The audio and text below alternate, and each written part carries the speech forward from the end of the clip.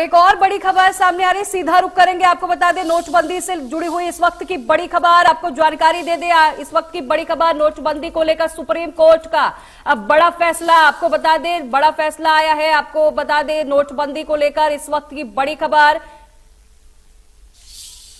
आपको यह भी जानकारी दे दें कि नोटबंदी से जुड़ा हुआ इस वक्त की बड़ी खबर 2016 में नोटबंदी हुई थी, उसको लेकर आज सुप्रीम कोर्ट ने बड़ा फैसला सुनाया है। सुप्रीम कोर्ट ने सभी 58 याचिकाएं खारिज की है। इस वक्त की बड़ी खबर आपको बता रहे हैं, नोटबंदी का फैसला सही है।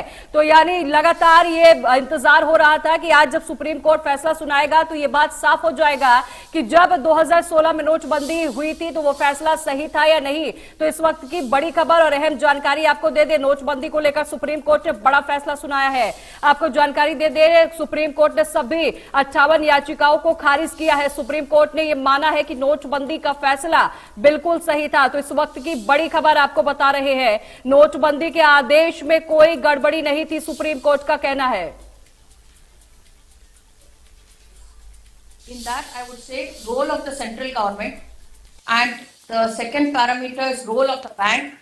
The third parameter is extent of demonetization that may be proposed and carried out. Fourth, considerations for proposed measures of demonetization illustrative. 5, process or route to be followed to carry out demonetization. And 6, applicability of subsection 2 of section 26 of the Reserve Bank of India Act 1994. There I have stated that when the demonetization originates by way of a recommendation by the Central Board of the Bank, it is section 26(2) which applies. But when the proposal for demonetization originates from the central government, as in the instant case, it is not under section 26(2) of the Act. It is to be by way of a legislation, and if legislation is not the way, in the sense there is need for secrecy, then it is ordinance.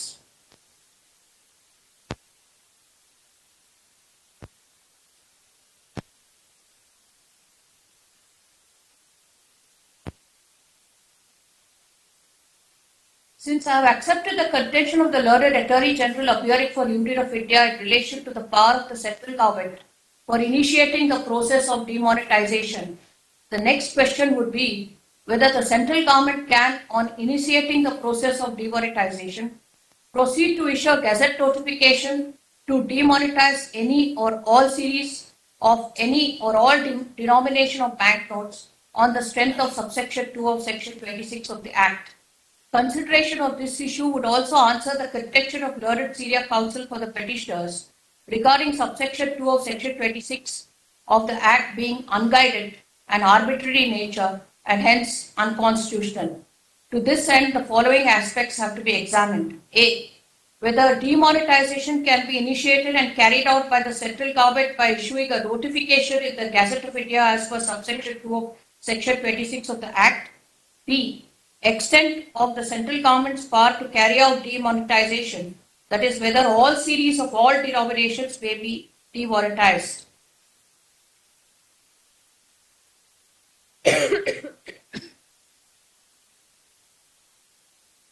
As held herein before, the proposal for demonetization can emanate either from the central government or from the Central Board of the Bank.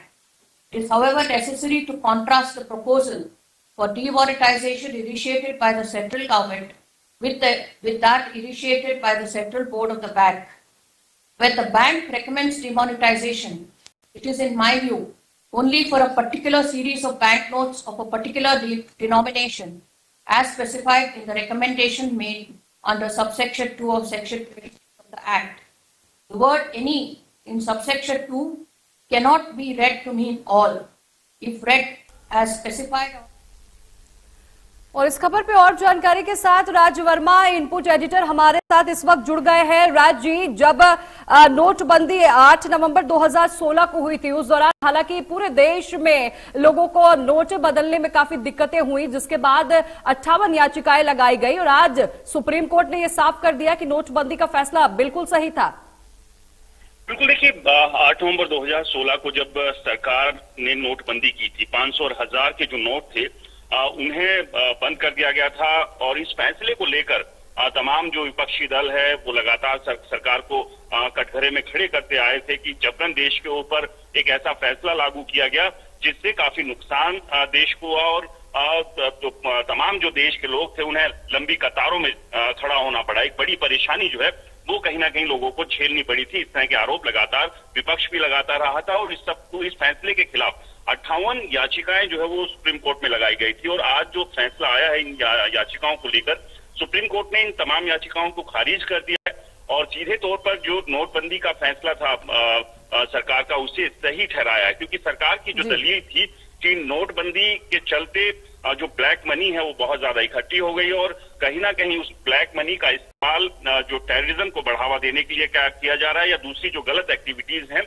उसमें जो है इस black money का इस्तेमाल हो रहा है और इसी के चलते ये एक बड़ा फैसला लिया गया था। तो सरकार की ये दलील जो है वो शुरुआत से थी। तो आज सुप्रीम कोर्ट, ठीक है राज जी, आप बने रहिएगा। इस वक्त सुप्रीम कोर्ट के एडवोकेट हमारे साथ जुड़ गए हैं। बहुत स्वागत है सर आपका इंडिया न्यूज हरियाणा पर। हेलो सर, आप तक आवाज पहुंच पा रही है? हाँ, आवाज आ रही है आपकी, बताइए। बहुत स्वागत है सर आपका इंडिया न्यूज हरियाणा पर। जी, लगातार सर ये मांग उठ रही थी कि अब सुप्रीम कोर्ट कब फैसला सुनाएगा और आज सुप्रीम कोर्ट ने भी साफ कर दिया कि नोटबंदी का फैसला बिल्कुल सही है। देखिए ऐसा है जी, सुप्रीम कोर्ट का जो फैसला है, अनफॉर्चुनेटली जितनी 57 पिटीशन लगी थी जी, वो सेक्शन 26(2) आरबीआई एक्ट के ऊपर डिपेंड कर रही थी। उन्होंने सेक्शन 26(2) के लिए कहा कि under section 26(2) not complied by the central government properly, that's why government have no power to impose a law. General public नहीं समझ पाएगी कि ये क्या मैटर है। जनरल पब्लिक ने खाली यही सोचा कि सुप्रीम कोर्ट ने गवर्नमेंट के फैसले को सही ठहराया।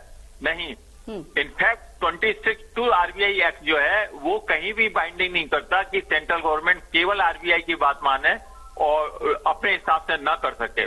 पूरा आर्गुमेंट सेक्शन 26(2) आरबीआई एक्ट के ऊपर था शुरू से। I was against it. हमने अलग से पिटीशन फाइल की थी, हमारी पिटीशन डिफरेंट थी, उसके ऊपर कोई जजमेंट अभी सुप्रीम कोर्ट ने नहीं दिया है। We will go for that in review and further on that. But section 26(2) कोई भी एक प्रेस एडवोकेट भी अगर पढ़ेगा तो इसके अंदर मे वर्ड यूज किया गया है, मैं पढ़ के बताता हूं आपको। On recommendation of the central board of the may by notification the gazette of India declare, यानी द वर्ड मे का मतलब है कर सकता है और नहीं भी कर सकता है। तो आरबीआई को पावर जो है वो सिंपल पावर थी, टेम्परेरी पावर थी, वो मैंडेटरी पावर नहीं थी। इस बात को बेंच ने कंफर्म किया है कि जितनी पिटीशन आई है उन पिटीशन में केवल 26(2) के ऊपर डिपेंड करके आर्गुमेंट किए गए, टोटल शुरू से लास्ट तक। इवन मिस्टर चिदम्बरम ने भी सेक्शन 26(2) को मैंडेटरी बताया, जबकि एक्ट अपने आप कहता है ये मैंडेटरी नहीं है। सुप्रीम कोर्ट की कॉन्स्टिट्यूशन बेंच ने इसी को रिलाइट करते हुए सेक्शन 26(2) को डिफाइन किया है और कहा है ये बाइंडिंग नहीं है सेंट्रल गवर्नमेंट के ऊपर। सेंट्रल गवर्नमेंट डिमोनेटाइजेशन के ऊपर कोई भी लॉ बना सकती है। RBI act is not binding upon the central government because the word may is there. That's why हम दो चीज निकलता है इस जजमेंट के हिसाब से। हम ये नहीं कह सकते कि गवर्नमेंट की पॉलिसी सही थी, हम ये नहीं कह सकते कि डिमोनेटाइजेशन 100% सही था। इनफैक्ट सुप्रीम कोर्ट का जजमेंट ये कहता है कि RBI act section 26(2) is not binding upon the central government, चाहे आरबीआई रिफर करे या न करे, इसके बावजूद भी सेंट्रल गवर्नमेंट को पावर है डिमोनेटाइजेशन करने की। That's all. सुप्रीम कोर्ट ने कहीं ये नहीं कहा है कि डिमोनेटाइजेशन गवर्नमेंट ने जो किया है वो सही किया है, पब्लिक को जो नुकसान हुआ है वो गलत हुआ है या सही हुआ है, ऐसा कुछ सुप्रीम कोर्ट ने नहीं कहा है। Supreme court has defined the demonetisation on legal point and that legal point was totally correct by the supreme court has read over. By the way, जितने एडवोकेट अपियर हुए उन सब ने सेक्शन 26(2) को बाइंडिंग बताया, मैंडेटरी बताया। Naturally it should be question. In fact ये जितनी पिटीशन थी ये न्यूज़पेपर के बेस पर फाइल हुई, इन्होंने किसी ने भी लॉ को तो पढ़ा ही नहीं प्रॉपरली। हम शुरू से मना कर रहे थे सेक्शन 26(2) जो है ये बाइंडिंग नहीं है। मैं अकेला ऐसा था जिसने अपने आर्गुमेंट, आप देखिएगा जो आर्गुमेंट हुए जो रिकॉर्डेड है उसमें जब हमने कहा section 26(2) is not binding upon the central government, तो हमारे से क्वेश्चन किया गया बेंच से कि mister Sharma, are you supporting the government of India और यू आर अगेंस्ट इट? मैंने कहा I am saying the truth, law is to be read as it is. तो ये जो डिसमिसल है पीआईएल का, ये पीआईएल इन सब लोगों ने एक खेल कर दिया कोर्ट के अंदर में। एक बहुत महत्वपूर्ण जो मुद्दा था वो खराब हो गया सिर्फ इसलिए कि इन्होंने लीगली प्रोविजन को पढ़ा ही नहीं, किसी एडवोकेट ने नहीं पढ़ा, और जो भी एडवोकेट थे वही आर्गुमेंट करते रहे, नहीं ये बाइंडिंग है, गलत हुआ, ये गलत हुआ। तो सुप्रीम कोर्ट कैसे कह देगा कि ये बाइंडिंग है? तो Supreme Court is confined only upon the one point, whether section 26(2) of RBI act is binding upon the central government और not. If answer was yes it is binding, then judgement उल्टा होता। लेकिन law अपने आप में कहता है may, government may by notification may, the word may is there. May का मतलब ये होता है टेम्पररी, सिंपल, उनको पावर भी है नहीं भी है, मैंडेटरी नहीं है, बाइंडिंग नहीं है। इसलिए डिमोनेटाइजेशन जो गवर्नमेंट ने किया वो सही ठहराया है सुप्रीम कोर्ट ने। ठीक है एमएल जी, बहुत शुक्रिया करूंगी आपका, विस्तार से आपने जानकारी दी।